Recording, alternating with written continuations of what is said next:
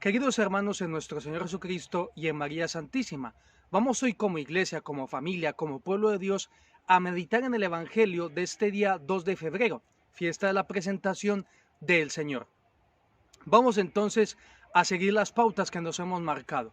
¿Cuál era la primera pauta? El contexto. ¿En qué contexto nos encontramos? Nos encontramos en un contexto sagrado, en el templo. También es un contexto de consagración del primogénito, algo que hacía el pueblo de Israel. Por tanto, es un contexto de consagración, de entrega generosa, de poner en manos de Dios algo que verdaderamente nos importa, algo que es fruto de nuestras entrañas, como es en este caso los primogénitos, y en este caso José y María presentando a Jesucristo. Entonces estamos en un contexto de consagración.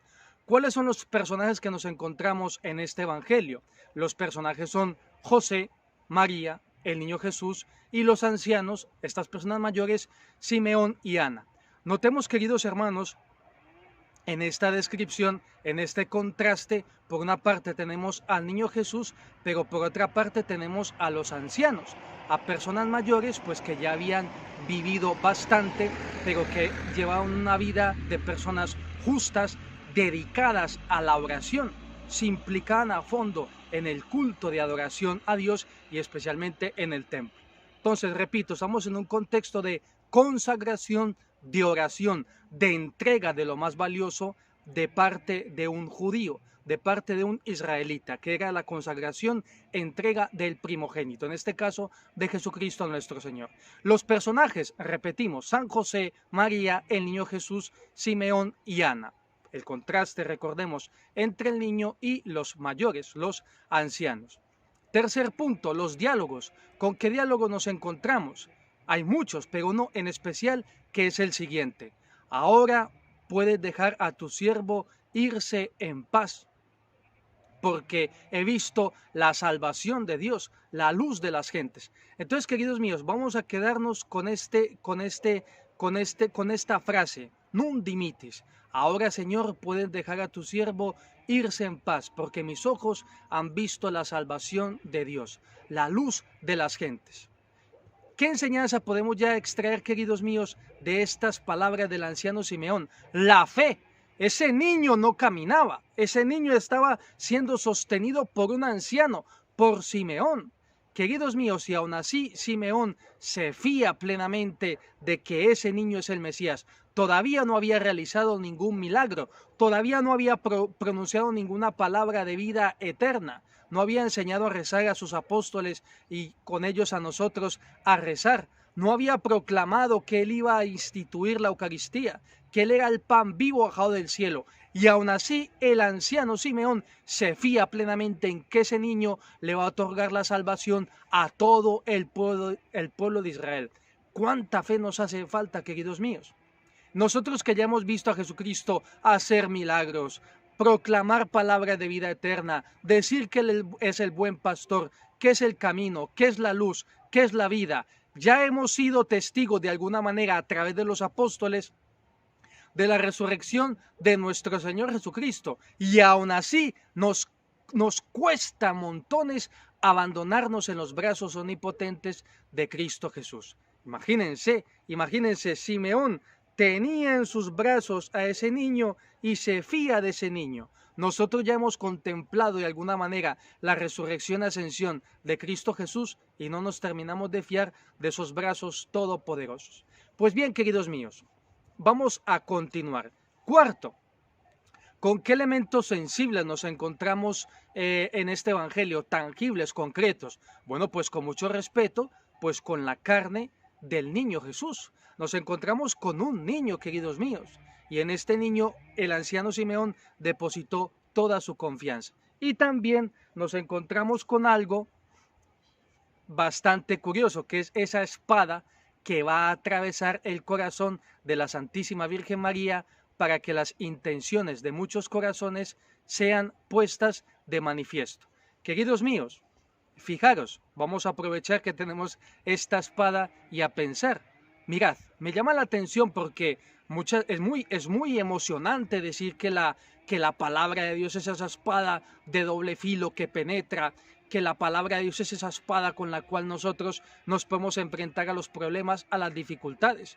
Pero queridos míos, esa espada, que es las Sagradas Escrituras, traspasó el corazón de la Santísima Virgen María. ¿En qué sentido? Nosotros leemos en el profeta Isaías, hablamos del siervo sufriente de Yahvé, pero queridos míos, Jesucristo no es nuestro Hijo. Jesucristo sí es el Hijo de María. Entonces, ese siervo sufriente de Yahvé, que murió en la cruz, que fue atravesado su costado con una lanza y al punto salió sangre y agua, era el Hijo de María. Por tanto, cuando se fueron cumpliendo todas y cada una de las profecías del siervo sufriente de Yahvé, esa espada que es la palabra de Dios, se insertaba, penetraba, atravesaba más el corazón de la Santísima Virgen María. De suyo la palabra griega para hablar de espada es ronfaía. Pues queridos míos, procuremos nosotros consolar ese corazón de María. Y hay algo que me llama la atención porque en estas palabras del anciano Simeón, que una espada te traspasará el alma para que las intenciones de muchos corazones sean puestos de manifiesto. ¿Qué quiere decir esto? Es decir que gracias a este evangelio, el Espíritu Santo nos lleva a nosotros y al mundo entero a cuestionarnos cómo reaccionamos nosotros ante el dolor de la Santísima Virgen María, para ver qué intenciones, qué pensamientos, qué sentimientos, qué pensamientos, qué reacción tiene nuestro corazón ante el dolor de la Santísima Virgen María. Entonces procuremos, queridos míos, que sean sentimientos de compasión, de compañía para con nuestra Madre. Si tenemos esos sentimientos, queridos míos, tenemos una buena garantía de nuestra salvación, porque quiere decir que nuestro corazón, aunque somos pecadores, aunque somos débiles, algo tenemos de buenos, queridos míos, porque nos conmovemos ante el dolor de la madre. Y no me lo estoy inventando. Leed el Evangelio de este día 2 de febrero de la presentación del Señor. Y a ti una espada de dolor te atravesará el alma. Y así las intenciones de muchos corazones serán puestas de manifiesto.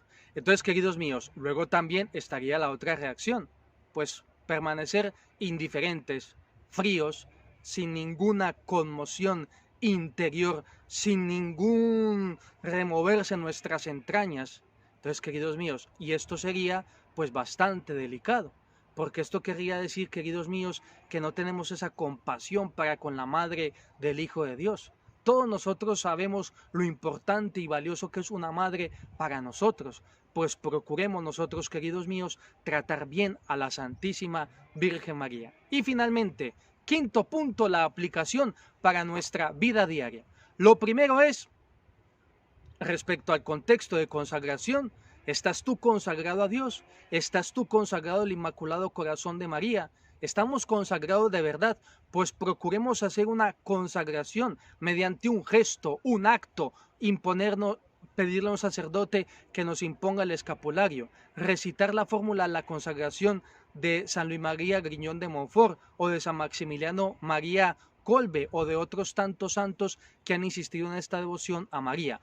Conságrate a Dios, conságrate a María. Respecto a los personajes, en este caso San José, la Santísima Virgen María, el Niño Jesús, Simeón y Ana, procuremos acudir al templo. ¿Veis cómo vamos constatando que continuamente el templo es un lugar de bendición, un lugar de encuentro con Dios? Al anciano Simeón se le había prometido por el Espíritu Santo que no moriría sin ver la salvación de Dios. ¿Y dónde la vio? En el templo. Acude al templo, haz visitas al Santísimo, asiste a la Eucaristía, asiste también para rezar el rosario y consolar a tu madre y mi madre. Respecto a los diálogos que nos encontramos, fíate del niño Jesús, que ya creció, ya hizo muchos milagros, ya resucitó de entre los muertos, ya subió a las alturas celestiales a sentarse a la derecha del Padre. Si el anciano Simeón se fió del niño y descansó en paz, ¿cómo no nos vamos nosotros a fiar de Cristo Jesús, que ya se ha levantado de entre los muertos con esa bandera de victoria, de triunfo sobre el pecado y sobre la muerte. En cuanto al cuarto punto que estamos contemplando, este elemento concreto, sensible, pues recordemos lo de la espada. Consolemos a la Santísima Virgen María, queridos míos. Procuremos con nuestras oraciones, con nuestros sentimientos, queridos míos, acercarnos a ese Inmaculado Corazón de María. Y repito, esto no son frases hechas ni es mero sentimentalismo, es una realidad, queridos míos. Procuremos consolar a nuestra Madre. Entonces esas son las aplicaciones para este Evangelio, queridos míos. Conságrate, acude al templo, fíate de Jesucristo que ya creció y resucitó de entre los muertos. Consuela a la Santísima Virgen María. En definitiva, fíate de Cristo nuestro Señor, que quiere ser luz de las gentes y quiere ser la luz de tu vida. Y la bendición de Dios Todopoderoso, Padre, Hijo y Espíritu Santo, descienda sobre vosotros y os acompañe siempre.